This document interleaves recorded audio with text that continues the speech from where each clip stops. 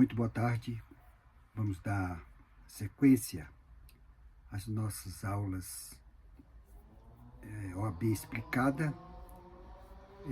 Hoje nós vamos estudar a disciplina Direito Empresarial. Eu me chamo professor Evilásio Vitorino de Castro Assunção, sou professor de Direito, também sou advogado, atuo nessas áreas, nesses ramos do direito, em diversas disciplinas. Estamos aqui juntos para buscarmos a sua aprovação. Meu prezado candidato, minha prezada candidata, vamos juntos empreender o conhecimento que garantirá a sua aprovação. Hoje nós vamos falar sobre vários temas. Vamos falar sobre fontes do direito empresarial, falência de empresas e também os princípios do direito empresarial. Eu quero aqui destacar alguns normativos que tratam dessa aula de hoje, que eu gostaria de recomendar ao meu candidato, à minha candidata, ao exame da prova, do exame da ordem, que, se possível, leiam esses normativos para que o nosso aluno possa se familiarizar com o direito empresarial. Eu destaco aqui a Constituição Federal de 1988, eu destaco aqui o Código Comercial de 1850, que é a Lei 556 do mesmo ano, a Lei 11.101 de 2005, que trata da recuperação judicial, falência. Falo também aqui da Lei 6.404/76, que trata das sociedade anônima ou companhia. Trato aqui também da Lei 9.279 de 96, que também trata das empresas mercantis. O Decreto-Lei número 4.657 de 1942, combinado com a Lei 12.376/2010, que tratam da Lei de Introdução às Normas Brasileiras. Muito importante essas leis, porque na prova do exame da ordem, no direito civil, cai uma questão, no direito empresarial cai uma questão, e também pode cair também no direito processual civil. Falo aqui, recomendo a Lei 10.406 de 2002, que é o atual Código Civil. A Lei 8.934 de 1994, que trata sobre sociedades, empresas mercantis e seus procedimentos. A Lei 13.105/2015, que é o Código de Processo Civil em vigor. Lei 13.874/2019, esta lei eu recomendo que o nosso candidato possa fazer um destaque muito especial, porque esta lei é uma lei que regulamenta um princípio constitucional do artigo 170, que é a livre concorrência, a livre iniciativa das empresas. É uma lei muito atual e que o exame da ordem cobra com naturalidade, que é uma lei fundamental, Lei 13.874, de 2019, bem como a Lei 14.195, 2021. Esta lei é para alterar alguns dispositivos concernentes à lei empresarial, e a Lei 12.846/2013 com o mesmo fim. Vamos iniciar com as fontes do direito empresarial. Em um sentido técnico, jurídico ou dogmático, o mais relevante para nós, agora, nesse momento, são as fontes do direito, seus modos de formação e revelação das regras jurídicas para utilizar uma expressão corrente. Como visto, não só nessa disciplina, mas em outras disciplinas do direito, a fonte ou as fontes que regem o direito, elas são importantíssimas, não só para o direito empresarial, como para todo o ramo do direito. A principal fonte, nós já aprendemos isso em outras cátedras, é a lei. Nos termos do artigo 22, inciso 1 da Constituição Federal, compete privativamente à União legislar sobre direito comercial ou direito empresarial.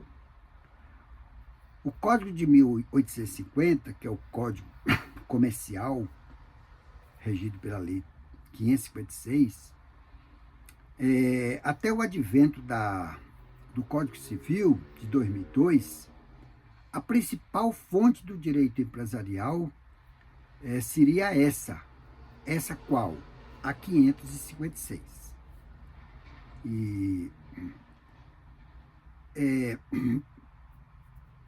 A principal fonte do direito empresarial. Somente na parte primeira, referente ao comércio em geral, foi revogada pelo Código Civil atual. A parte segunda, que trata do comércio marítimo, é regulada pelo Código Comercial. O que isso quer dizer? Que até a égide do Código Civil de 2002, esta lei vigia. Mas com o advento do Código Civil, os artigos 1º até 456 do Código Comercial foram revogados pelo Código Civil.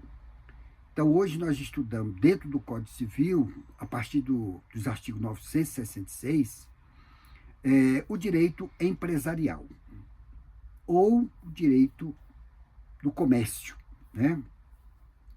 Então, temos que entender que o Código Civil veio atualizar esta legislação que até então estava defasada, por ser um código de 1850.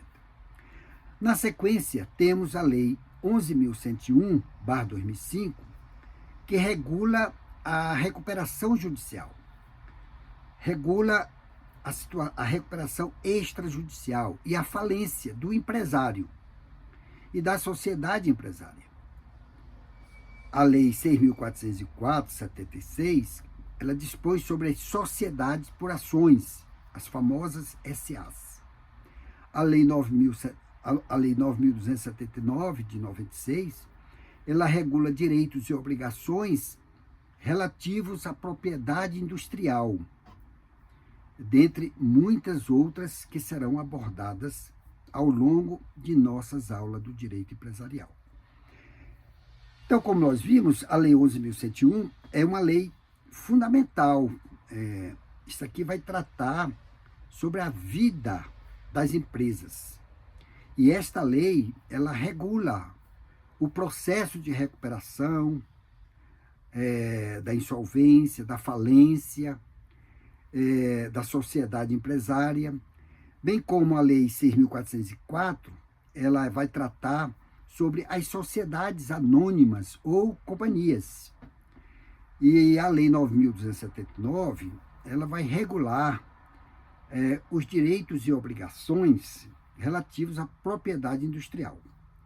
Isso é muito importante na atualidade, porque no ano passado o governo publicou uma lei que vai tratar sobre as bets, que são esses instrumentos de jogos através das plataformas.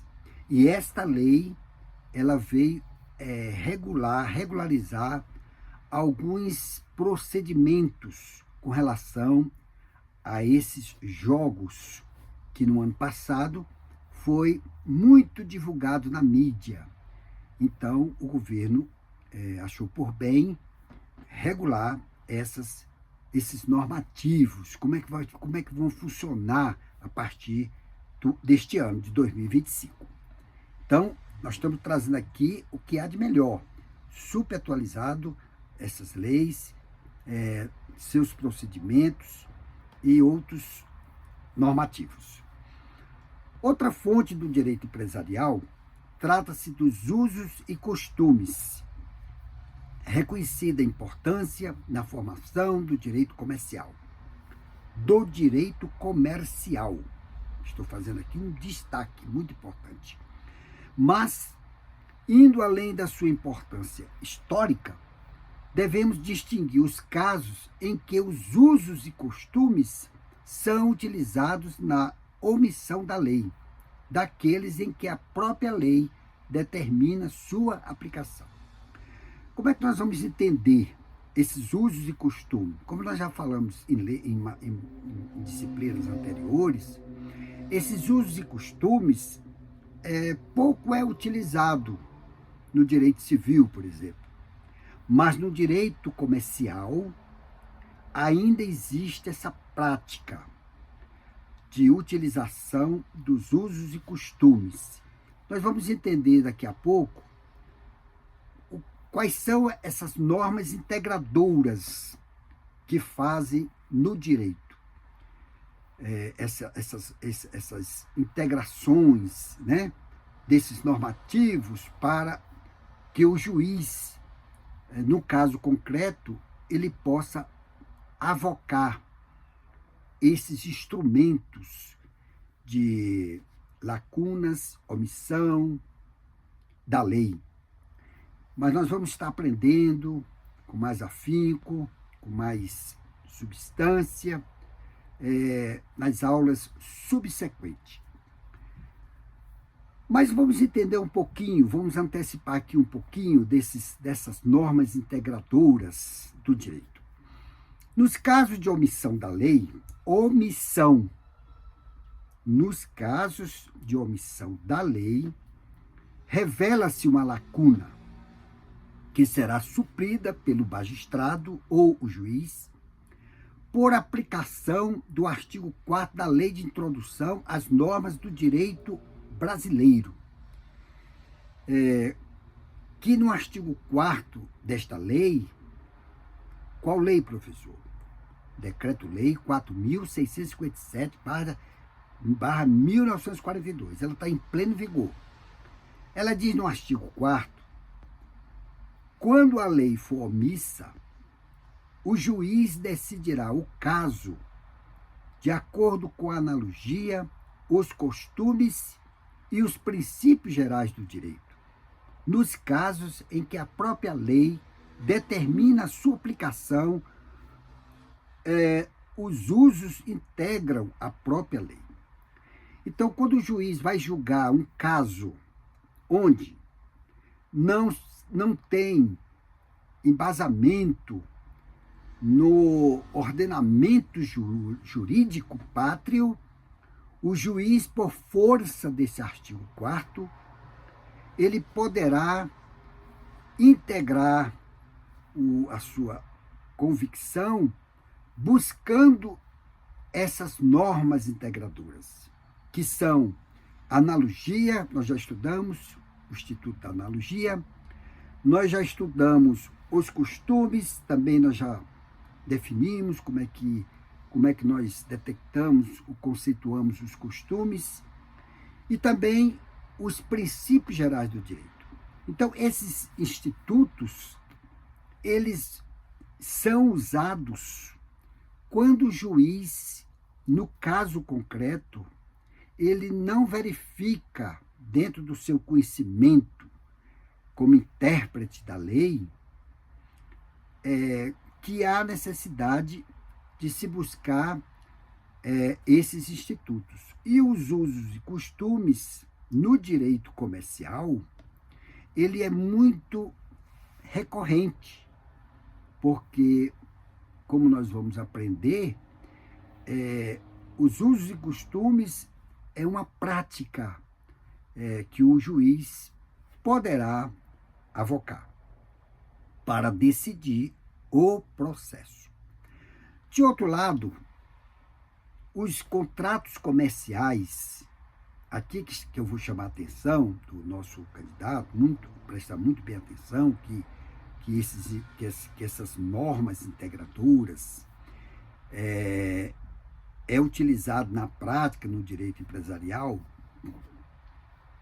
principalmente nos contratos comerciais.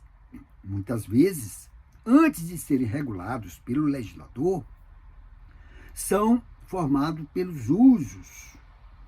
Nesta esteira, o Código Civil remete em diversas passagens à integração das normas legais por meio dos usos, especialmente em matéria de contrato.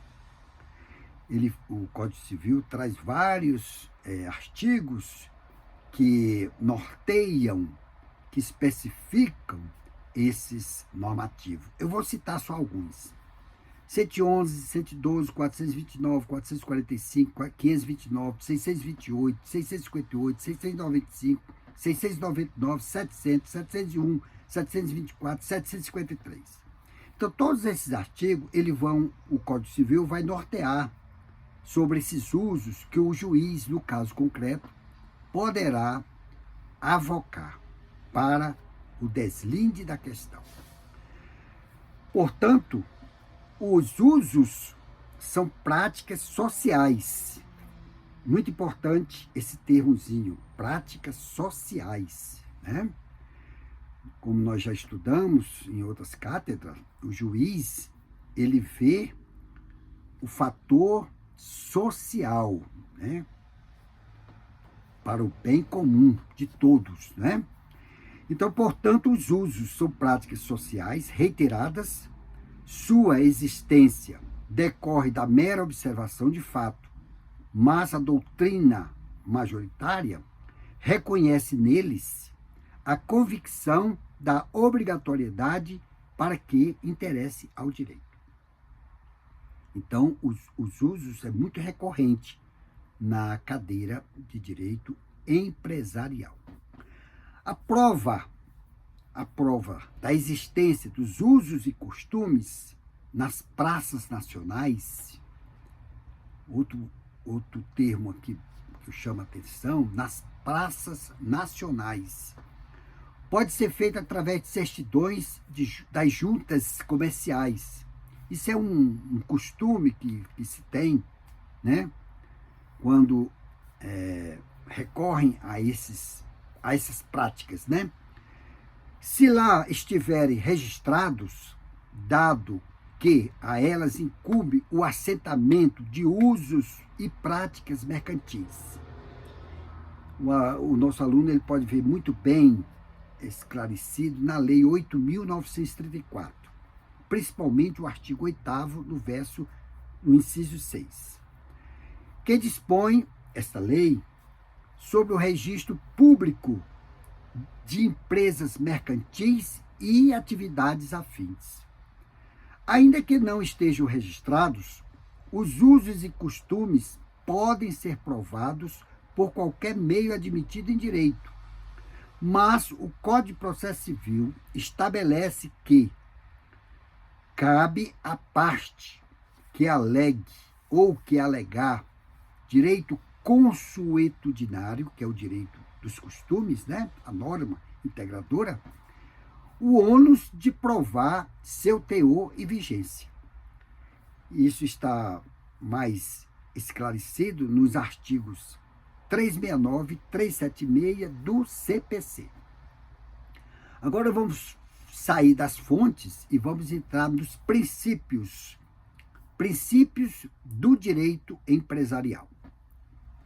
O estudo do desenvolvimento histórico do direito empresarial mostra como esse ramo do direito, por mais que tenha alterado seu centro de gravidade da pessoa do comerciante, isso é muito importante.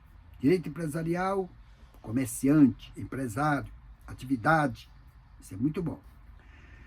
Para a atividade comercial, no primeiro momento, e daí para a empresa, manteve características fundamentais que o distinguem do direito civil. Bom, como nós vimos, o direito, no histórico, no registro da legislação pátria, o direito comercial, existiam várias práticas que à época eram recorrentes. Com o advento do Código Civil de 2002, não o Código Civil de 1916, essas práticas foram se atualizando, né? No Código Civil, nós já vimos a figura do comerciante, do empresário, que antes não se via no antigo Código Civil e também no Código Comercial. Trata-se de um direito cosmopolita, o que é um atributo da própria atividade do comércio ao longo da história, que assumidamente busca o lucro, dado o caráter oneroso e especulativo da atividade, e informal, sendo certo que o dinamismo da atividade empresarial sempre exigiu a flexibilização da forma. Afinal, foi esse dinamismo que deixou clara a inadequação do direito civil, o direito comum e a necessidade de elaboração de um direito próprio do comerciante. Vamos ver o que nós podemos interpretar sobre esse parágrafo. Trata de um direito cosmopolita. Cosmopolita lembra o quê? Ajuntamento, né, de pessoas, de comércio, né? É um direito dinâmico, né? Lembra também a atividade do comércio. Também, quando se fala em comércio, empresa, lembra-se de quê? De lucro. E quando se fala de lucro, lembra-se de caráter oneroso. Dinheiro, pecúnia, né? E também lembra-se de especulativo, ou especulação na atividade. Então, o comércio, a empresa, a societária, ela visa todos esses elementos, né? Principalmente quando desenvolve a sua atividade formal. Também o nosso professor citou aqui a parte informal. São aqueles pequenos empreendedores que trazem à margem da lei a sua atividade informal, ou seja, é aquela que não tem registro. Então, eles vivem à margem da lei, para uma futura regularização. Isso a gente vê claramente quando nós estudamos o direito civil conjuntamente com o direito empresarial. O direito empresarial, como direito da empresa, agora aqui está bem claro, o direito empresarial como direito da empresa. Então, nós vamos tratar no direito empresarial o direito da empresa, né? Isso é muito importante. Disciplina o exercício da atividade econômica organizada. Outra palavrinha-chave. Organizada. Depois nós vamos estar desenvolvendo melhor esse termo organizada. Razão pela qual, em primeiro lugar, devemos levar em consideração o tratamento constitucional da ordem econômica. Esta matéria está tratada no artigo 170 da Constituição Federal. Neste artigo 170, nós vamos explorar daqui a pouco muitos elementos, muitas informações sobre esse princípio da livre concorrência, da livre iniciativa, né? Que está lá no corpo da Constituição Federal. Então, nós vimos aqui que o direito empresarial vai tratar sobre direito das empresas de forma organizada e que devemos considerar entre as empresas, empresário, comerciante, o princípio constitucional da livre iniciativa e da livre concorrência. Daqui a pouco eu vou estar explorando melhor o que é livre iniciativa e livre concorrência. Não é a mesma coisa. Não são a mesma coisa. Tem funções específicas, cada uma. Além dos princípios fundamentais, agora vamos começar a entrar na matéria dos princípios constitucionais. Além dos princípios fundamentais, livre iniciativa e valor social da iniciativa humana, enumerados no caput do artigo 170, como eu já citei, da Constituição, relaciona em seus incisos os princípios constitucionais da ordem econômica. Da ordem econômica. Isso é fundamental. Afirmando que esta qual ordem? Que esta tem por fim assegurar a existência digna, conforme os ditames da justiça social, observados por todos os poderes da República, sob pena de inconstitucionalidade do ato praticado ao arrepio de qualquer deles. Portanto, serão inadmissíveis perante a ordem constitucional as decisões do Poder Judiciário que afrontem estes princípios, assim como as leis e qualquer outro ato estatal que estabelecer metas e comandos normativos que, de qualquer maneira, oponham-se ou violem tais princípios. Então, como nós vimos nesse parágrafo, o princípio da livre iniciativa é que, por ser uma ação humana, tem que ser preservado pela Constituição, pela normatização, pela regulação, pelo ordenamento jurídico. Então, essa livre iniciativa é para que o Estado possa dar oportunidade para que as pessoas constituam suas empresas como forma de não serem impedidos por normas ou leis que venham a abortar essas iniciativas. Na prática, professor, como é que funciona isso? Eu tenho a motivação de criar, constituir uma padaria, por exemplo. Então, eu tenho a consciência de que, ao constituir, ao criar uma padaria, o outro também tem a mesma garantia, o mesmo albergue da Constituição lhe dá esse direito. Então, a livre iniciativa e a livre concorrência devem existir em ambos. Isso não quer dizer que um vai tomar a freguesia do outro. Não. Todos são livres para criar suas empresas, desde que paguem seus impostos ao Estado.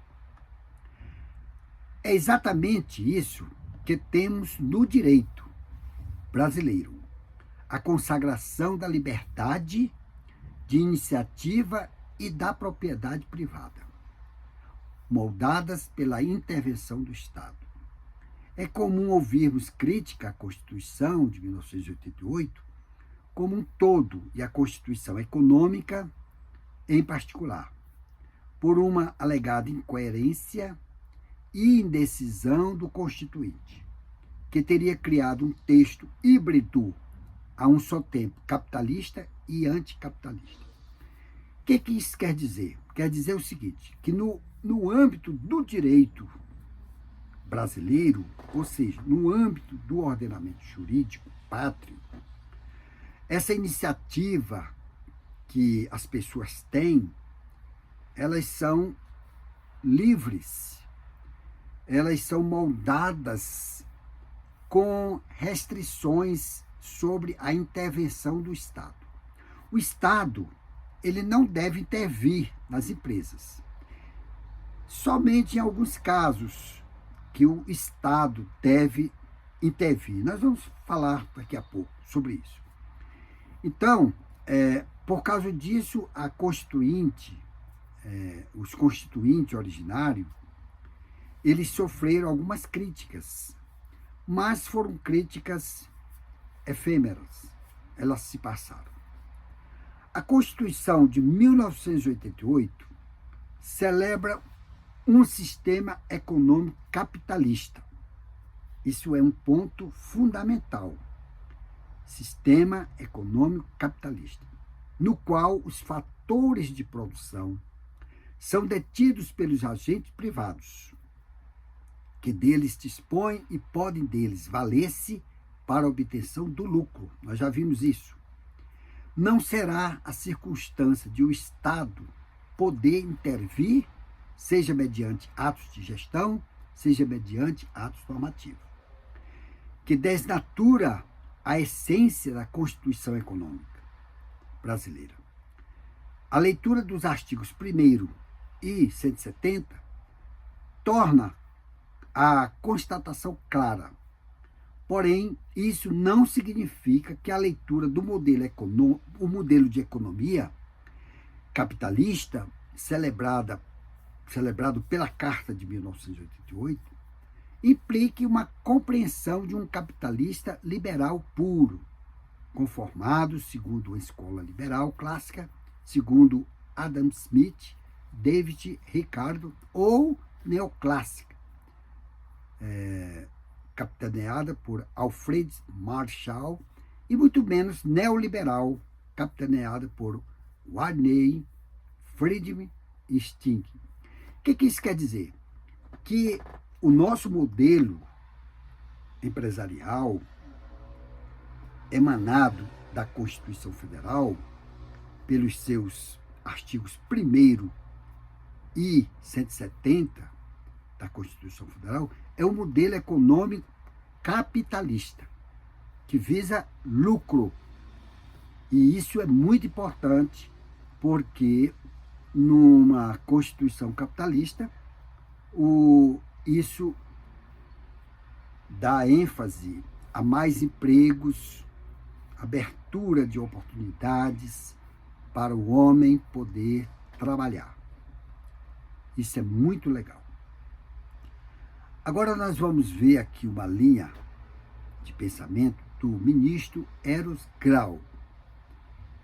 Esse ministro foi um ministro muito importante junto à Suprema Corte, que ele trabalhou nesse campo de empreendimento, de conhecimento desta cadeira de direito empresarial, que Eros Grau, ele fez um apanhado junto à doutrina vigente da época sobre o assunto. demonstrando que os princípios em questão, quais os princípios da livre iniciativa, da livre concorrência, devem ser entendidos e aplicados não de forma isolada, mas em conjunto com os demais princípios constitucionais. Vamos ver o que Sua Excelência assim proclamou. Aspa. A ordem econômica da Constituição de 1988 consagra um regime de mercado organizado, entendido como tal, aquele afetado pelos preceitos da ordem pública clássica. Geraldo Vidigal opta pelo tipo liberal do processo econômico, que só admite a intervenção do Estado para coibir abusos e preservar a livre concorrência de quaisquer interferências, quer do próprio Estado, quer do embate econômico que pode levar à formação de monopólios e ao abuso do poder econômico, visando aumento arbitrário dos lucros.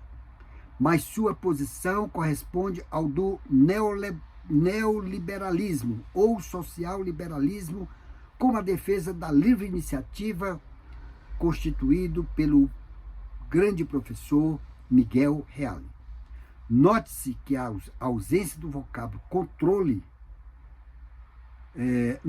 no texto do artigo 174 da Constituição assume relevância na sustentação dessa posição. A ordem econômica na Constituição de 1988 contempla a economia de mercado, distanciada, porém, do modelo liberal puro e ajustada à ideologia neoliberal capitaneada por Washington Pelúcio Albino de Souza. A Constituição repudia o dirigismo, porém, acolhe o intervencionismo econômico, que não se faz contra o mercado, mas a seu favor. Tércio Sampaio Ferraz Júnior. A Constituição é capitalista, como nós já vimos, mas a liberdade apenas é admitida enquanto exercida do interesse da justiça social, voltada para o cunho social. Isso é muito importante. Isso é muito importante.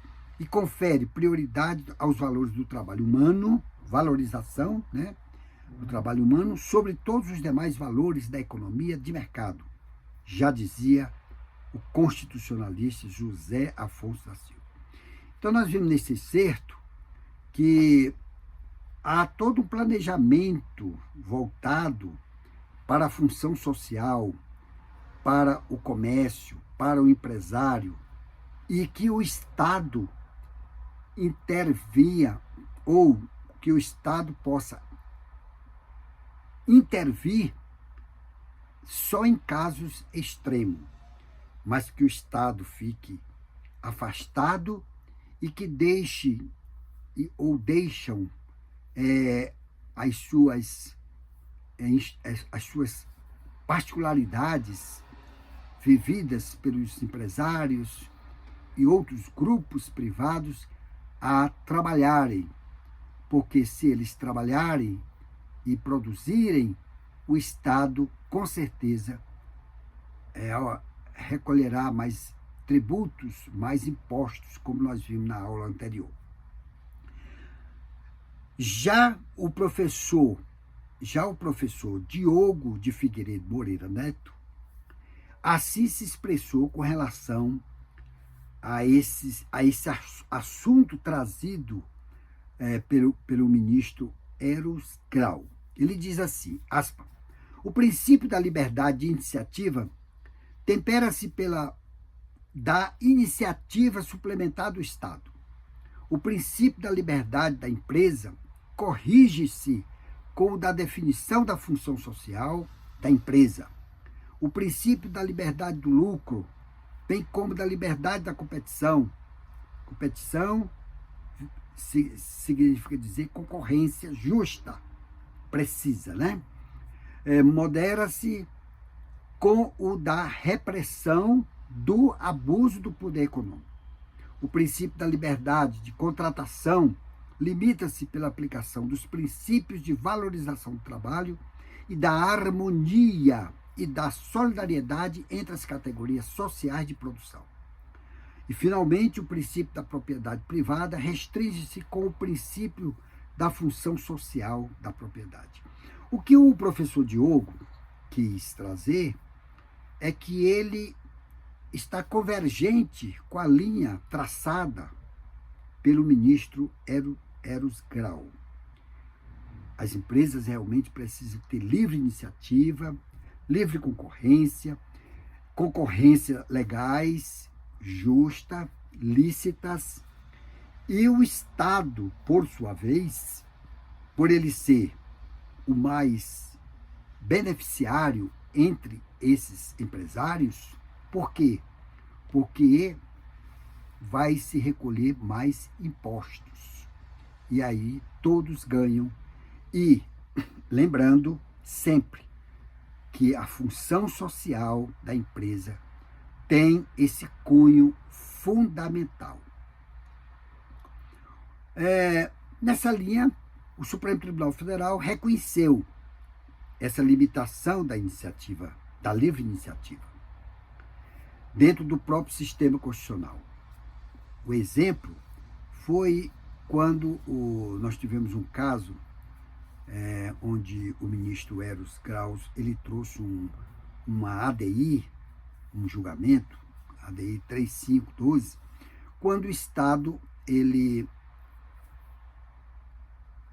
publicou um ato para que fosse dado a entrada aos estudantes às casas de diversão, esporte, cultura e lazer, para eles pagarem a metade, dando assim um alívio para que os estudantes tenham alguns benefícios com relação a esta bem entrada, trazendo com isso uma intervenção do Estado, mas de forma tímida, que os empresários naturalmente reconheceram.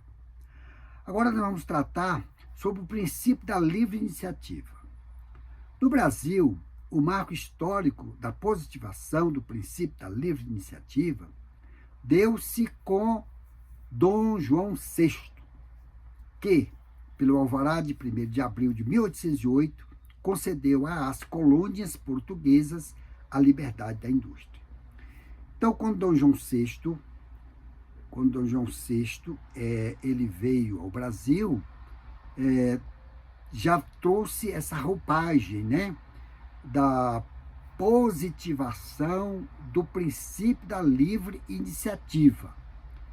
Isso foi muito legal, porque essa prática ela se expandiu até o dia de hoje. A livre iniciativa não mais se resume a um direito individual de caráter absoluto. Há de se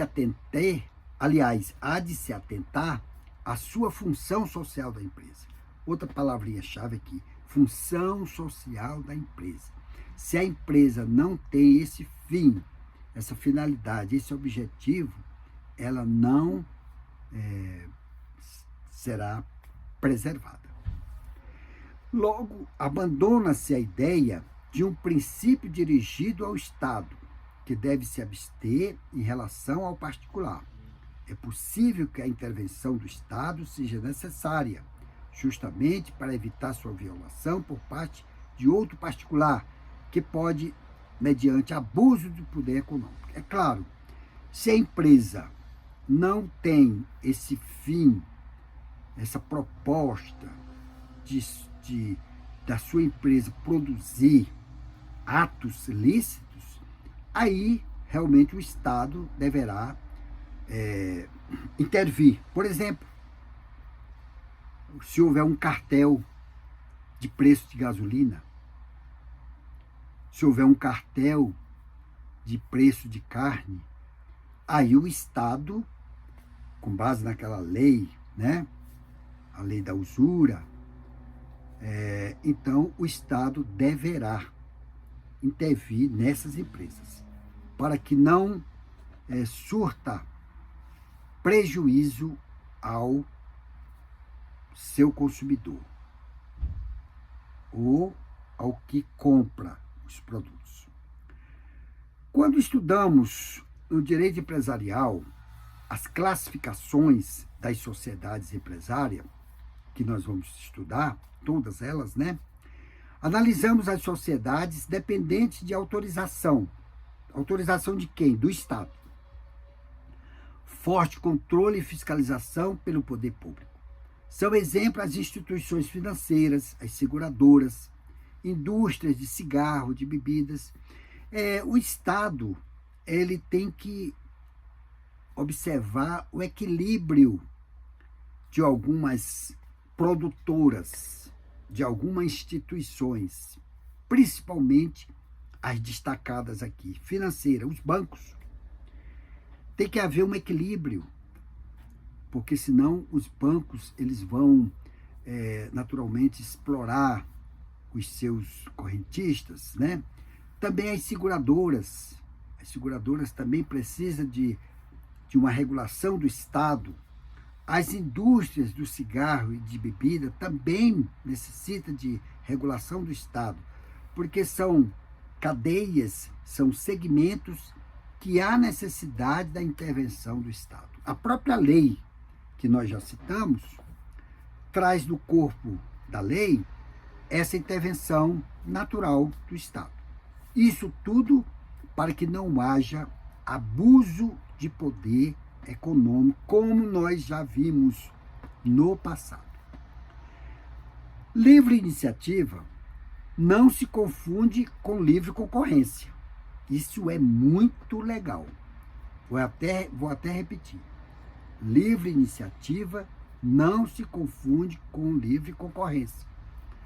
Por mais que livre iniciativa e livre concorrência possam evidentes relações entre si, possuam, né, essas evidências, não se confunde. Se esta aqui está dizendo a livre concorrência, e se esta pressupõe aquela, a livre iniciativa, por si só não assegura a livre concorrência. O que ocorre é que o princípio da livre iniciativa, inserido no artigo 170 da Constituição, nada mais é do que uma cláusula geral. E o nome está dizendo cláusula geral, não é específica, cujo conteúdo é preenchido pelos incisos do mesmo artigo. Esses princípios claramente definem a liberdade de iniciativa, não como a liberdade anárquica, porém social, e que pode, consequentemente, ser limitada. Então, nós vimos, com muita propriedade, que a livre iniciativa é da pessoa humana. E a livre concorrência, ela deve existir entre os empresários, entre os comerciantes, para que haja uma concorrência justa e que o consumidor seja o maior beneficiário. Isso é que é função social, que nós estamos aqui debatendo. A função social é conjugada com a justiça social, para que todos ganham. Por fim, a intervenção estatal na economia, mediante regulação e regulamentação de setores econômicos, sempre terá como baliza os princípios de fundamento da ordem econômica. Isso é fundamental. A intervenção estatal na economia, ela deverá vir através de normativos da regulamentação e da regulação, e que tenha como baliza o fundamento geral da ordem econômica. Nós temos aqui um julgado do ministro do Supremo,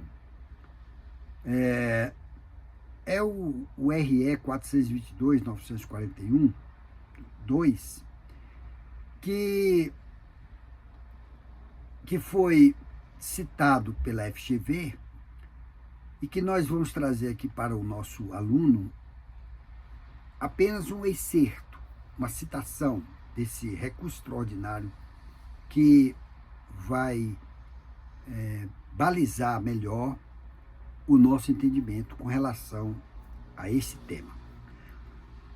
Ele diz aqui, aspa, a intervenção estatal na economia, mediante regulamentação e regulação de setores econômicos, faz-se com respeito aos princípios e fundamentos da ordem econômica.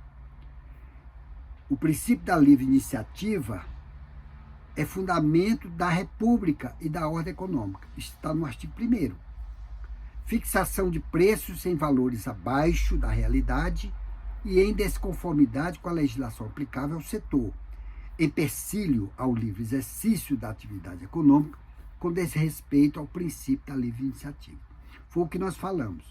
Tem que existir livre iniciativa por parte do ser humano, criar, organizar, constituir as suas empresas, mas a livre concorrência dentre elas tem que ser uma concorrência lícita, leal, para que não haja desrespeito e nem anarquia, como nós já vimos no item anterior.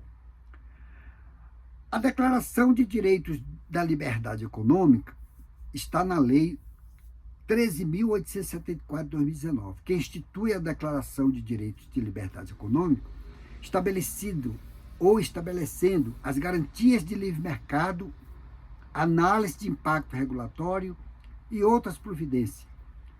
É importante que essa lei ela está regulamentando lá no artigo 1º, que nós já lemos da Constituição Federal, onde o constituinte originário delegou ao constituinte ordinário que fizesse essa lei para regular as garantias do livre mercado, e também ter uma regulação sobre os impactos regulatórios desses normativos.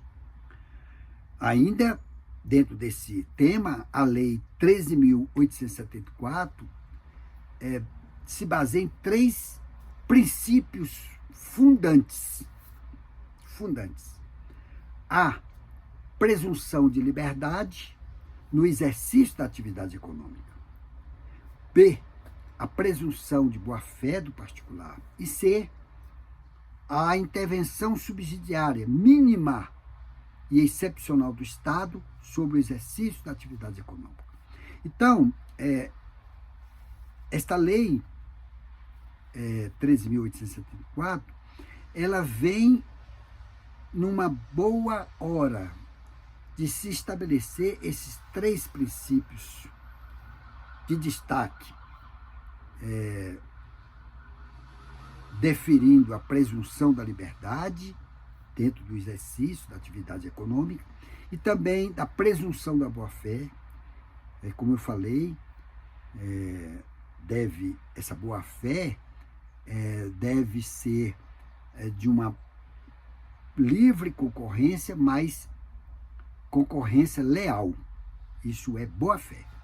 E a intervenção mínima do Estado, que o Estado não interfira muito nas atividades empresariais, porque o Estado é o principal gestor dessa regulação. Agora nós vamos falar um pouco do princípio da livre concorrência.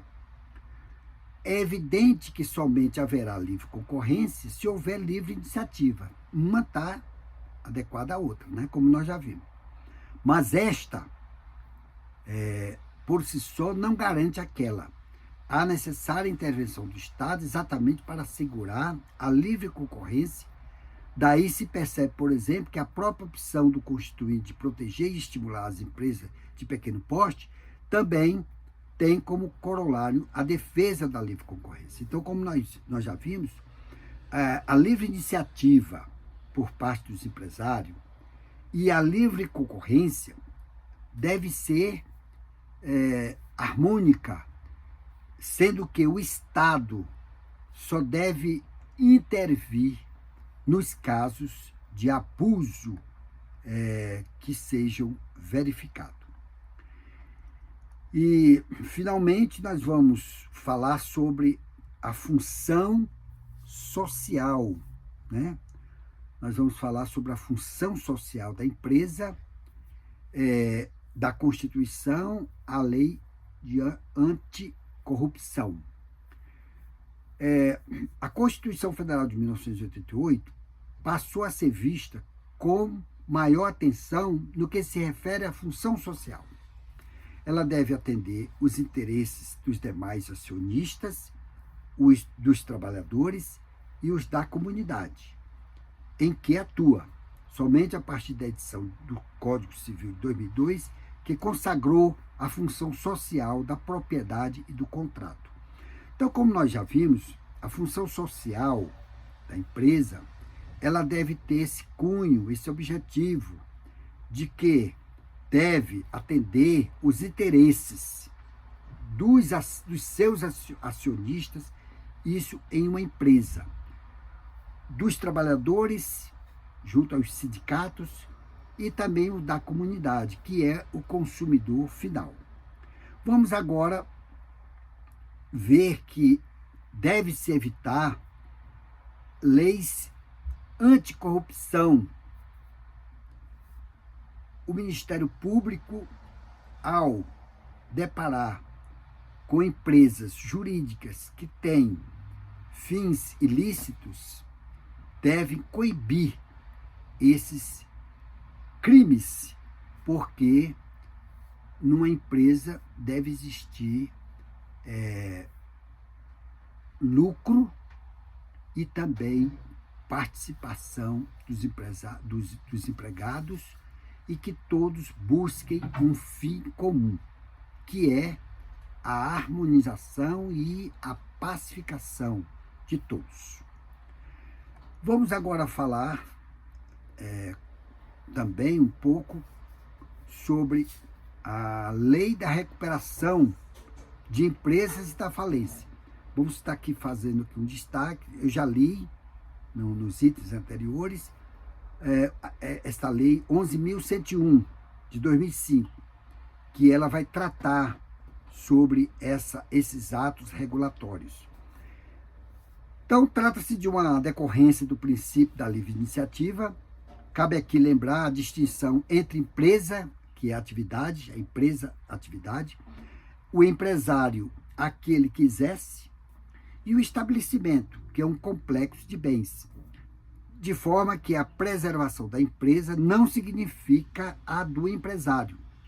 Da atividade, todos se beneficiam, e também a comunidade como um todo, e também o Estado. Como eu já falei, todos esses atos regulatórios da função social da empresa têm objetivos comuns para que a empresa cresça, se desenvolva e que a função social ela seja pacificada dentro de uma forma legal. E também essa mesma lei, a Lei 11.101, fala do direito falimentar, onde regula, né, a preservação das empresas, principalmente no âmbito da recuperação judicial, e também a necessidade de nortear o ativo e o passivo dessas empresas para que não venha a sofrer os seus acionistas, societários, prejuízo naquilo que cada um investiu nesta empresa. E por último, ainda dentro deste contexto da Lei 11.101, 2005, Essa lei tem como objetivo permitir que as empresas em dificuldades saldem o seu passivo por meio da realização do respectivo patrimônio. Isso é para garantir, né, os credores as suas dívidas. Sendo reunidos todos os credores. Logo, seu escopo, além de contribuir para que a empresa pudesse superar a crise econômica ou financeira, é o de preservar o máximo possível os vínculos trabalhistas. A cadeia de fornecedores e que representam, né, a opção do legislador que deu concretude a determinados valores constitucionais, a livre iniciativa, a função social da propriedade. Esta lei, isso aqui, diga-se de passagem, ela veio regular que quando a empresa vai ao juízo e pede recuperação judicial, o juiz, quando vai analisar o caso concreto, ele destaca como prioridade nesse rol de pagamento, de garantia do pagamento a esses beneficiários, o juiz tem como prioridade o vínculo trabalhista. Primeiramente, reserva. Isso nós vamos estudar lá no direito do trabalho, processual do trabalho.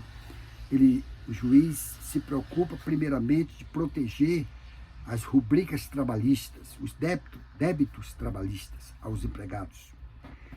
E também, como uma outra opção, o rol, a lista dos seus credores, para que haja um equilíbrio, né, para que esses signatários eles não sofram prejuízos e que não venham a ficar a ver navios.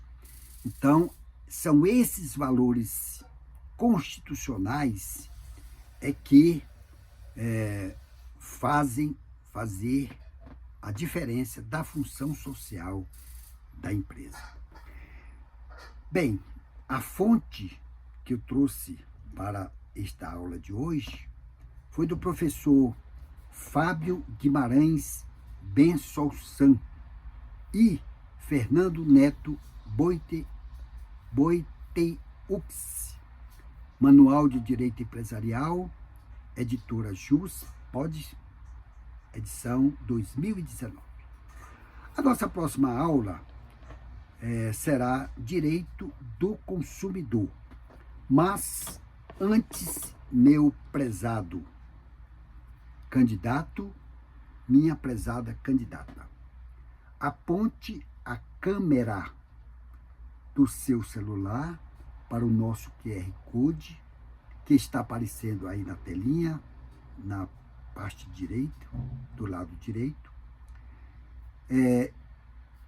Este QR Code irá direcionar para os nossos endereços do WhatsApp, do Instagram, do canal YouTube, onde tem todas as nossas disciplinas que compõem o edital do exame da ordem, isso é muito importante, de forma organizada, bem como o nosso site do Escritório de Advocacia, cujo endereço é evilasio.adv.br, bem como o endereço eletrônico. Então, caso a candidata tenha interesse em nos acompanhar, os endereços já estão aí.